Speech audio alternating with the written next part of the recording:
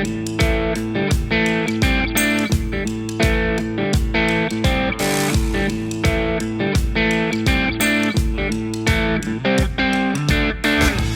to the Crime Dawg Podcast with your host and content creator, Johnny FIORICA, who was 0-62 in foot chases, but self-proclaimed 62-0 in street fights. Sit back, relax, and enjoy the show.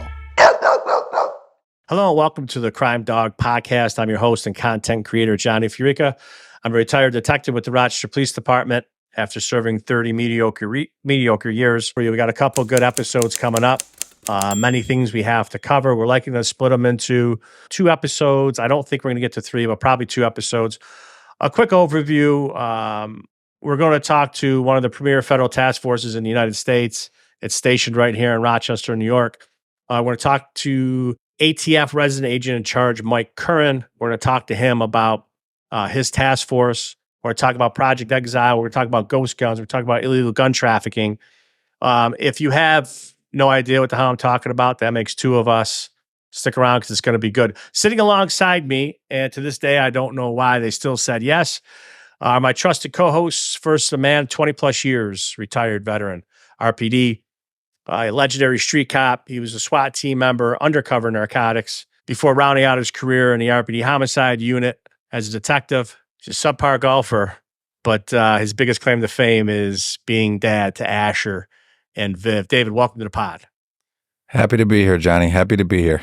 Well, next up is a guy who served the Flower City for 2.5 decades. He did some time both on the east and west side of the city, Genesee section, Lake section, Clinton section. He also is the godfather of the current Goodman 3rd Platoon. He is currently the lead hostage negotiator for the RPD hostage team, self-proclaimed 1994 Hall of Famer from the hallowed halls of Fairport, New York. Jason Blanchard, welcome to the pod. Thank you, Johnny.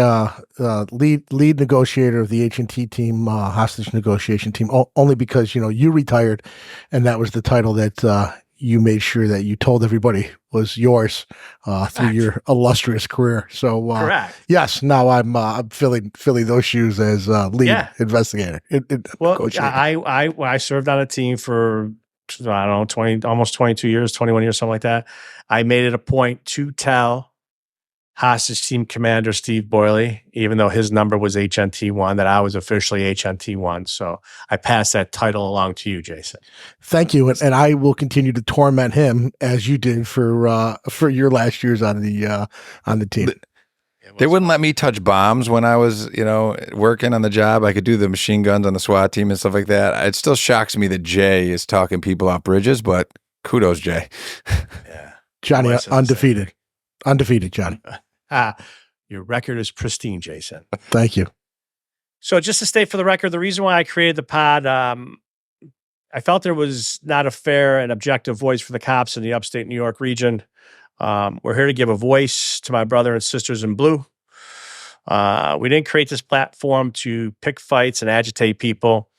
We don't want to be aggressive with anybody. As a matter of fact, we welcome any guests with opposing point of views. If you want to message us, text us, call us, email us, message us on any of the platforms and forums that we're on, you're more than welcome to be a guest. And we welcome all opposing sides to the argument. But we own this podium, and we're welcome to share it with everybody. David, you and I interviewed ATF resident agent in charge, Iraq, resident agent in charge, Mike Curran, a couple months back. We talked to Agent Mike Curran. We did it in an impromptu studio. I hyper-critiqued the video on it, which is why we're going to only give the audio. But just to talk to the audience, it's worth the listen. It's not visual like the first pod was, but the content of the actual interview it's kind of earth-shattering, and it's great to share with people who don't know about what task forces are. Task forces are formed by the U.S. government, and we'll get into all that, but task forces are formed by the U.S. government all over the country, usually in major cities, mid-sized cities, cities with issues, drug and gun problems. And one of those task forces is the ATF. I mean, the FBI has them, the DEA has them, Homeland Security has them. ATF has one of the premier, almost probably one of the longest task forces or longest running task forces in the country. And it is actually known throughout the United States because of the work that they have done for probably over 2 decades, 2.5 decades. But David, you and I interviewed Mike Curran, and it was pretty cool. We talked about a bunch of issues. We talked about overall what the task force does. We talked about Project Exile, which is a program that's been in the works with the RPD for almost 2.5 decades. I think it formed in like 98 or something like that. 99, started in Richmond, Virginia. The Rochester area region adopted it with the help of Gary Mervis in the U.S. Attorney's Office, and they still execute that to this day. We talked about ghost guns, and we talk about weapons trafficking. The task force is near and dear to our hearts because I worked my last 5+ years in that career. David, you did a big chunk of your career, right, in that unit? Yeah, I did 8, almost 9 years working for the VCTF, not under this supervisor, but 2 or 3 other gentlemen that were before him. And it was probably the best job I had in my career. And the interview was great because not only did I work in the unit and obviously did the job, but things have changed. And the game has kind of changed a little bit since I left in 2019. And, Mike really explains things very well of what's going on today and what they're doing today as a unit, but also what the ATF offers the Rochester community and helping out with the violent crime that maybe has changed since I left the unit and the job. So I thought it was a great interview. Jay, you do from a street cop's perspective, from the uniform side of it. I mean, you're constantly. I mean, we were constantly calling you, you and the guys that you work with. We were constantly leaning on you guys for your help, whether it was assisting with a felony vehicle takedown or whether it was assisting us with warrants. And usually those warrants happen at 3 a.m., 4 a.m., real early in the morning. But you're pretty familiar with the unit. I know that you didn't work in the unit, but you help us out a ton. You help us out a lot. Yeah, and I know you and David aren't going to toot your own horns, right? But that unit is some of the best cops, not just with the RPD, but federally and locally, right? So the guys and girls who work up there, people might not understand, you're vetted to become a police officer, right? You go through all this stuff and the training and everything else. Well, you guys had to go through federal background screens. You had to do all this stuff to get your credentials and work into that task force. They don't just, grab somebody and say, hey, do you want to go work there for a couple of years? You guys were solid street cops. You earned your reputation. You went up there, and the men and women who work up there, they put big cases together in the city of Rochester, right? And I know Mike's going to get into that, but these are federal cases that people are looking at, going away for from now on is the sentence, right? So I mean, it's a big deal, and Johnny, I did sit in for your clearance for your background, and that was an insightful process. I'll give you a quick synopsis. David was I had to meet with this background investigator, and I can't wait, right? So I go in, and the guy looks at me, and I walk in the door, and I said, all right, listen, I've known Johnny for 20 years. He's my youngest son's godfather. Is there anything else that you need to know about this guy? This is what I think of him. Are we good? And he just looked at me and he laughed and he says, yeah, we'll just get through this package real quick. We should be all set. I said, okay, thank you. Yeah, he said you were interesting to talk to. That was his politically correct comment.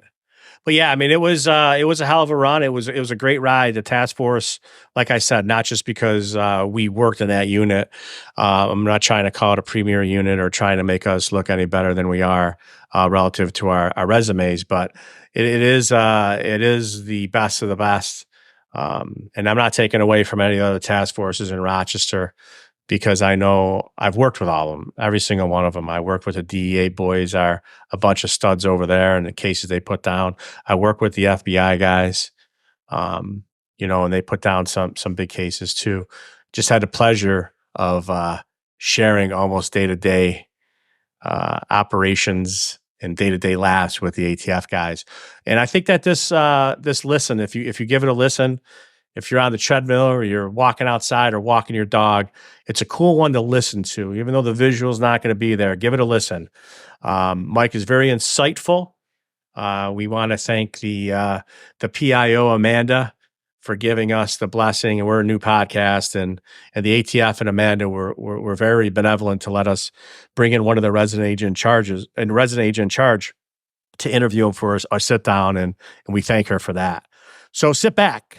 We hope you enjoy the show, and we promise to get some more podcasts, more content to you. But this one was too good to pass up, folks. Enjoy the next 2 episodes.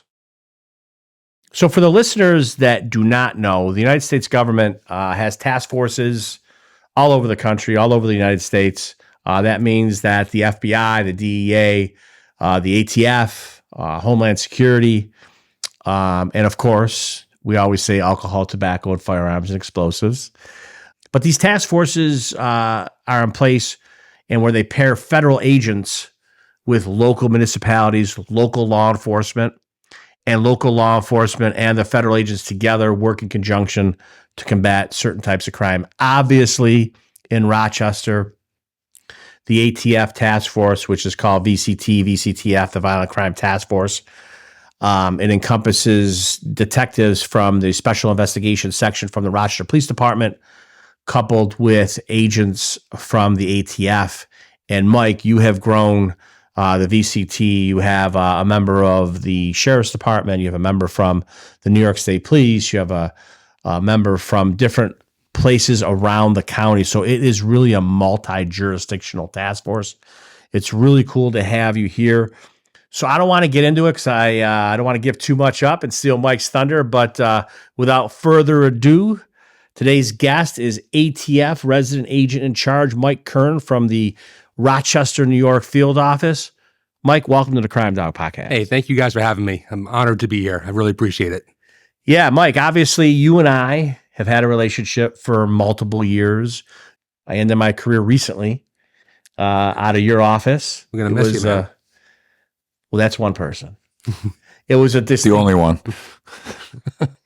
It was a distinct pleasure working with you and your guys and girls, and it's a hell of a place to be. And I'll tell you this right now, we're going to get into the Rock Field office and what ATF does for not only the community that we are in right now, but regionally, because it's just not Rochester. I mean, you guys are a machine. So give us a little background on Mike Curran and where you grew up and how you got here today. So I grew up on Long Island, so I'm a native New Yorker. I went to West Hampton Beach High School, so way out east on Long Island.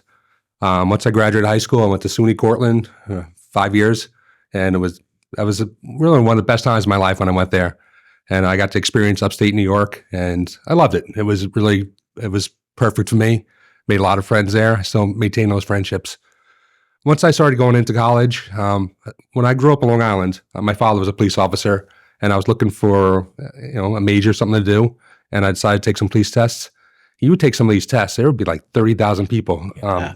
It was very competitive. Yeah. So I took a bunch of tests. I went to I worked for my family business for a little while. I delivered fish for a year and a half while I was taking these tests. So I ended up getting a job at the Immigration Service in New York City. Worked there for 2 years. I was a special agent. Very, very busy office. I learned a lot. But then the ATF opened up. So I applied for ATF. I got a job in Worcester, Massachusetts. And so I moved up there, was there for 12 years. Then I went to Hartford, Connecticut for 10. I loved being a street agent. I really did. I worked firearms trafficking cases. I worked a lot of undercover work. But it got to the point where I applied to become a supervisor. The job opened up here in Rochester. I knew a couple of the agents, and they said, no, come up here. This is a great opportunity. So I listened to them. My best thing I ever did professionally was come up here and work. So 2019, I became the resident agent in charge up here. Love it. So listen, let's talk about your office. I can't say our office anymore because I'm recently retired, but your office. Sure. You have a first ballot RPD Hall of Famer in Sergeant Mark Lee working with you. assisting with you, supervising the VCTF. He is outstanding. Yeah, he's the best. He really is. Ending my career with that guy, somebody was looking down on me and giving me a big bonus on the way out the door. Mark was fantastic. Well deserved. So you can actually start off wherever you want to, wherever you feel comfortable. Why don't you just give an overview or start out with, what the ATF does in Rochester and what your goals are and what you guys do? Well, it's a violent crime task force, and what ATF's responsibility nationwide is to fight violent crime. So whether it's by firearms, explosive, arson, and we're constantly looking for different ways to reduce violent crime in all the communities that we work in. I was very lucky to come here in Rochester. This is an outstanding opportunity. As a task force is a great concept. This Rochester Police, Monroe County Sheriff, State Police, ICE, we got FBI, we got parole officers. We all work together. It's an outstanding opportunity. One of the things that people don't understand on a day-to-day basis, what your agents and that task force does, putting their lives on the line every single day. You guys in Rochester, the stuff that you put on the table is unbelievable. What you guys do every day is just unbelievable, and it's something that is not known every day. It's called the behind the curtain stuff, right? Yes. I mean, we're out there every day. These guys work so hard. They live in the community, and they're very passionate about it, whether it's making a controlled purchase of drugs, controlled purchase of guns, adopting a Rochester police case, doing a proactive ATF case, working undercover. We're out there every day doing stuff. And a lot of stuff doesn't get publicized because all the stuff is still ongoing, but we're out there fighting crime. You are. And what's amazing that people don't really talk about things. I mean, you want to talk about shootings in Rochester, David, right? You want to talk about things that go on in the Rochester area. You talk about things that happen, crimes that happen. There's about 217 shootings that have happened in Rochester. The average age of the victim is 27 years old. We've had 253 shooting victims. That means that there's multiple cases, David, where a shooting happened. As you know, you've investigated many of them, and multiple people got injured. That's a high number. So I guess my question to you would be not exactly where we rate, but like, how does Rochester's violent crime shootings compare to other cities as far as when you get into discussions with upper management within ATF? Like, where does Rochester's crime issues, is it similar to other mid-sized cities? Is it worse? Are we experiencing something that every city's experiencing, or is this something that we have a real issue here that's different than it's going on around different parts of the country? So violent crime is up across the country, but particularly in Rochester in 2021 and 2022, it was very high. It was a very high violent crime rate, a lot of guns out there. So we had to take some actions on our task force. We had done some things that we were working on 25 years. Sure. I know you guys are familiar with Project Exile. Yeah. That's a great program. So what would happen with that? We would meet once a week with the DA's office, ATF, RPD, and U.S. Attorney's office. Go over all the state gun arrests. And it's a great program, but we had to tweak it a little bit because we had very high, like 84 homicides and plus 76 last year, or about those amounts. Sure. And so we had to make a change. So at the end of summer of 2022, we got together and we said, okay, we're going to do things a little bit differently.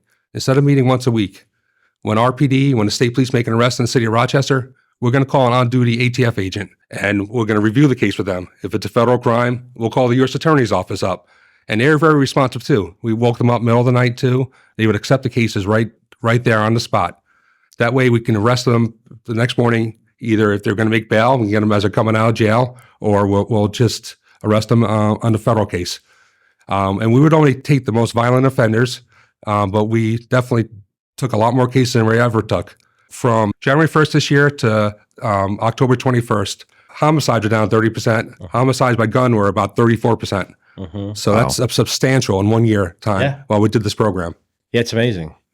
Yeah, and let me ask you, is it the similar then, I retired in 2019, but is the parameter still the same? Caught with a illegal handgun, a convicted felon, Yeah. 5-year mandatory minimum? If a convicted felon gets a gun, there's different time. But if you have drugs and guns together, yeah, there's mandatory time with that. Okay. That's the one that we really get some mandatory time on.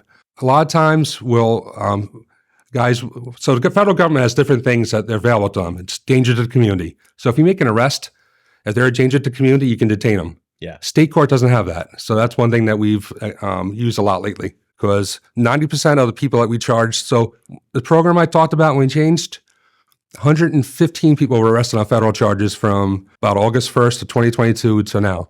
About 90% of those are still in custody. Wow.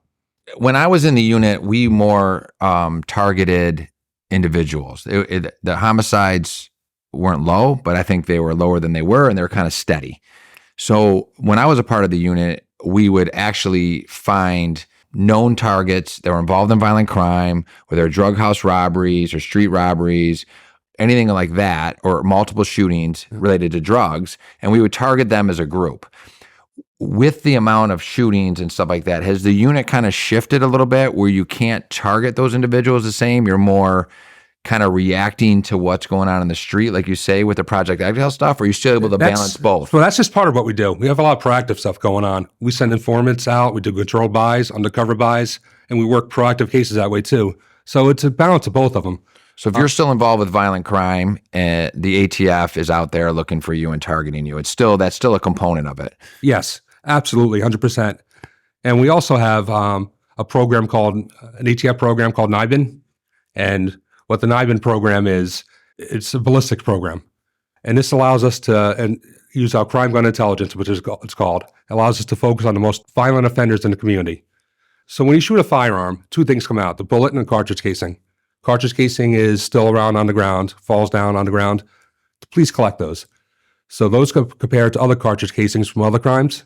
And so say you're on Clifford Avenue and someone shoots a gun, the cartridge casing goes out, we collect it, and it gets compared in an IBIN system. And you see other places it's used, not only in Rochester, you can see if it matches up to different cartridge casings recovered in other crimes.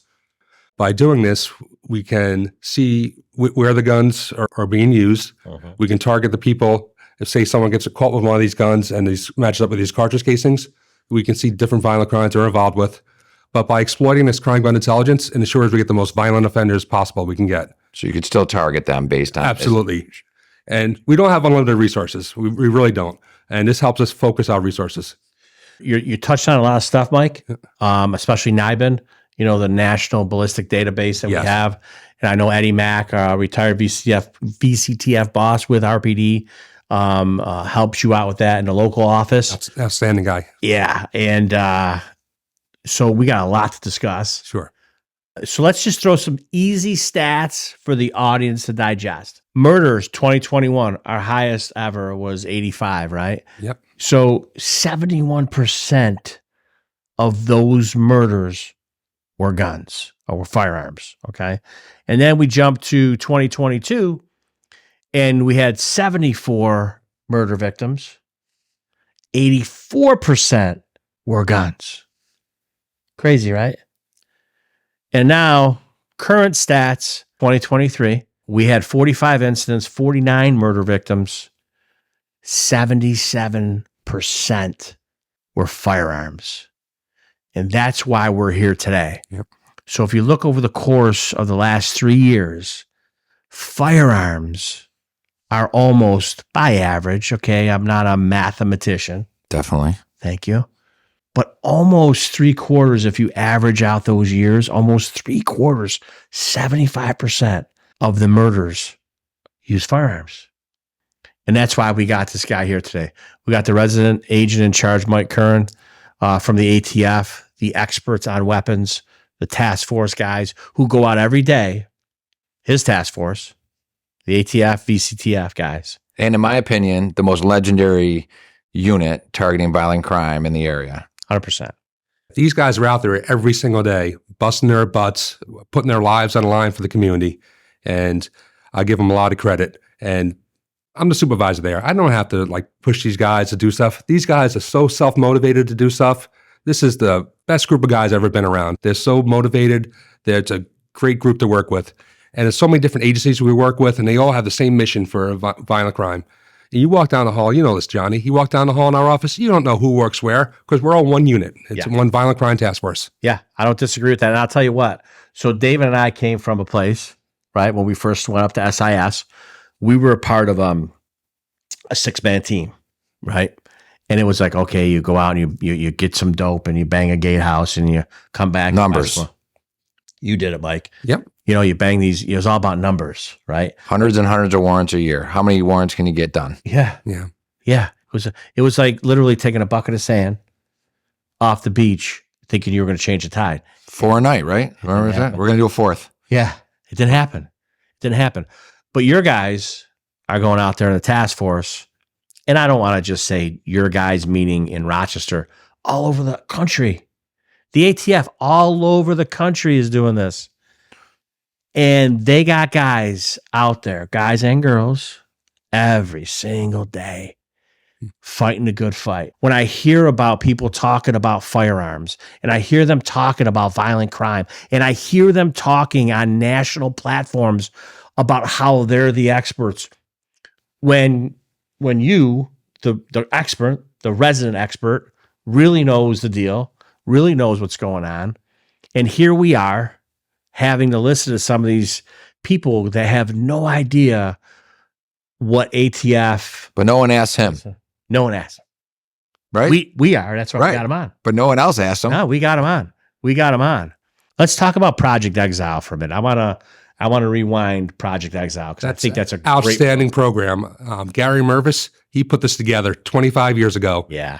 Crime was spiking in the late 1990s in Rochester. Yeah. So a federal judge and the U.S. Attorney's Office called a meeting and said, called Gary Mervis in, who's a great community leader for Camp Good Days. He does so much good for the community. Shout out to Gary Mervis. Yes, he's outstanding. Rochester legend. Yes, he is.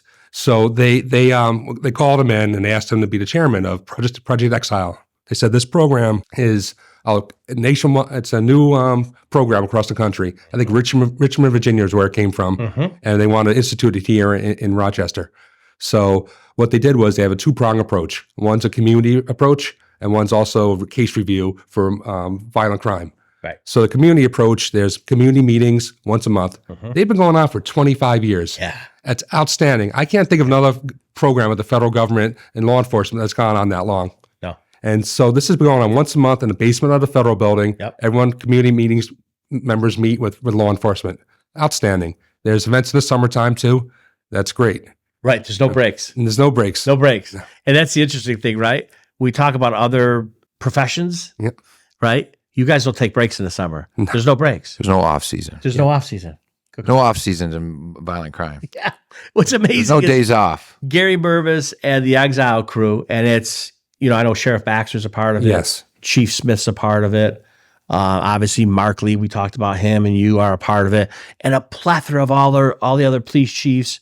Everybody is pitching in to try to make this area not only more safe, but it's something that I don't really know how much they know about it until you come on a show like this to say, hey, you know what? This is what we're doing. And this is what the show is all about. Yeah. It's about giving the community an awareness. It's about giving the community the idea of the hustle and bustle every day that our guys and girls are out there doing.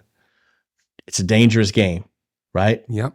And it's a testament to you continuing the Exile program and being a part of it with Gary and his crew. And I'll say this. I've worked other places in the country. I worked in Connecticut. I worked in Massachusetts. There's no program like Gary Mervis' Project Exile here. I tell you that. Where everyone comes together. I came here. I barely knew anyone. But within months, going to these meetings and seeing everyone, I got to meet so many people. And this was outstanding. So things would happen. I'd go to a crime scene and I see people. It wouldn't be a stranger. It'd be a familiar face that I worked with before, met at these meetings. And it was just worked so much better. Right. And just like at our office at these Exile meetings, there's no egos. Everyone works together. Everyone shares what they're doing. And also the meetings with the U.S. attorneys, case reviews, those are outstanding. And now we evolved it to being nightly calls coming in. Yep. But it's still Project Exile. Yeah. And it's the same concept. Yep. It's So, phenomenal. You hit on a good point. Project Exile we talked about Gary Mervis. We had Project Exile. It was a weekly meeting, right? And what they did in the 7-day span, they took for decades, they reviewed all the weapons arrests and they said, are these weapons qualified to get adopted from a local case to bring them to a federal case? So it was the weekly arrest they reviewed. Yep. The Correct. 7-day weekly arrest Correct. It was a 7-day weekly arrest. cycle. What happened? Yes, it was a 7-day cycle, David. And the powers that be, and that's as polite as I'll put it, bail reform popped into everybody's face, right? So now we The had, game changed. correct. So now we had municipalities, you had young RPD cops, and you had cops all over the county. And you even had people running out there like task force guys arresting people locally, right, on local charges. But because of the bail reform, they were getting let out. They were getting let out hours after the incident happened. So, to your credit, to the VCT credit, to the Exile program credit, to the U.S. Attorney's credit, what they said is, we got to do something about this. So what they did was, they did what I often refer to at the office is, I call it real-time exile. So instead of waiting a week, as soon as the case came in, as soon as that guy was in the interview room, as soon as he was in the box, boom, the local municipalities made the phone calls. They made the phone calls Yes. to your federal task force. Guys were getting phone calls 2:00 in the morning, weekends, holidays, all the time. And most of the calls were after hours. That's when most of the gun arrests were made. But every case we make, I mean, they stand on its own as a federal case. Right. But we also have a responsibility to the community. And if people are getting let out and federally, it's always been part of the standard is danger to the community. Right. And we present it. If someone's going to appear in state court and be released and we're going to have a federal charge on it, we can act faster now because we would have arrested him anyway. But what could have happened is the guy could have gotten out and we had to go look for the guy. Maybe we get in a dangerous situation. Right. At least now we get a federal charge right away. And he doesn't hurt anyone out on the street, anyone in the community, doesn't hurt law enforcement going after him, and he doesn't get hurt. Right. It's going to go federal anyway, and it works so much faster. And I give the U.S. Attorney's Office a lot of credit because not only are we waking up at night, so are they, and so is the DA's office. So we're working, all of us are working around the clock. Right. And the numbers speak for themselves, how much they've gone down. Right. And what they're doing now is it's literally, like I said, we're not waiting that 7 days. We're not waiting for that exile meeting. It's real time. And what they're doing is Well, you can't because guys are getting out. you can't. I mean, it's crazy. Guys are getting caught with illegal handguns or getting let out. I mean, you can go on and on about this. The fact that you chase a guy through a backyard on Jefferson Avenue as a cop and risk your life to get that guy in custody, and the next morning you got to go into work and see him standing on the corner again, ROR'd is insanity. There's no one that'll ever tell me any different. And the fact that these guys are trying to come in and clean up the mess, I commend them and I tip my hat to them because they're basically throwing our community a life preserver because of this reform. Yeah. We are drowning, and it takes ATF to come in and kind of mop up some of the spill, but it's insanity. Could you imagine being a street cop like back in the day and chasing a guy on Clinton Avenue and getting him with a gun and dusting him off, taking him to jail, putting the gun in? Maybe it's his second gun arrest that you've got him on, and he gets out. He's on the corner the next morning. I mean, that would piss me off. Yeah. And so these cops go out there every day and are catching these guys with guns, and they're right back out on the street. Yeah. Yeah. But no one wants to answer that. But these guys come in and they throw the life preserver and they throw the mop down and they clean up the spill that the policies of New York State has created. And Correct. I tip my hat off to you guys. And I am pissed off about it. I think it's one of the worst policy decisions I've ever seen in my 50 years on this planet. No doubt. And I'm going to tell you this. So I could speak to, which I can't get into specifics because I know the case has been adjudicated, but I'll speak generally. 2 young coppers. I get called in on one of these cases that Mike's talking about. I called in. I go to interrogate the guy. They get with the gun. The guy they got with the gun had an ankle monitor on. Why do you have the ankle monitor on? Because he got caught with a gun by the same 2 cops 12 months before. And by the way, not only was he caught with a gun that day, ankle monitor because he was on probation from the gun they got him with 12 months, he was out on bail for a point blank shooting. It almost was a murder. It was an assault first shooting, point blank range. So he got out on that assault first shooting and then commits the CPW that they caught him with today. I know I went to Fredonia and it took me 5 years to get a sociology degree, but I have no idea why we have 70 or 90 homicides a year with you saying things like that. I have no clue. Yeah. I can't figure it out. Yeah. Yeah. And this is just part of our mission. Now, we do proactive stuff. We work gun trafficking cases. So we trace every crime gun that comes into the city of Rochester, and we analyze these. Yep. So a lot of the guns are local, have been floating around the streets for a while. So we trace the gun, and it comes back to a purchaser 10 years ago. Mm-hmm. There's not much we can do if it's been bouncing around the streets for 10 years. But we focus on some of the gun traces where it comes back. We bought a gun on Norton that was, we got back to the office, checked an ATF system. It was part of a multiple sale. So if we buy 2 or more handguns within 5 days, it gets reported to ATF. There was about 40 or 50 guns purchased at one time that we noticed. So we immediately got in touch with our office out of state, and they got right on this, and they arrested the guy within days to cut the flow of firearms off. But that all started with the proactive gun buy in the city of Rochester. Right. That your guys are doing. Yes. Yeah. Where would you? That was an interesting segue here. Is where do you think the top 2 or 3 states are that you're seeing guns come from? Like, I know where it was when I was working in 2019. Has that changed at all? Or That's a great question. It's a great segue because that is a perfect question.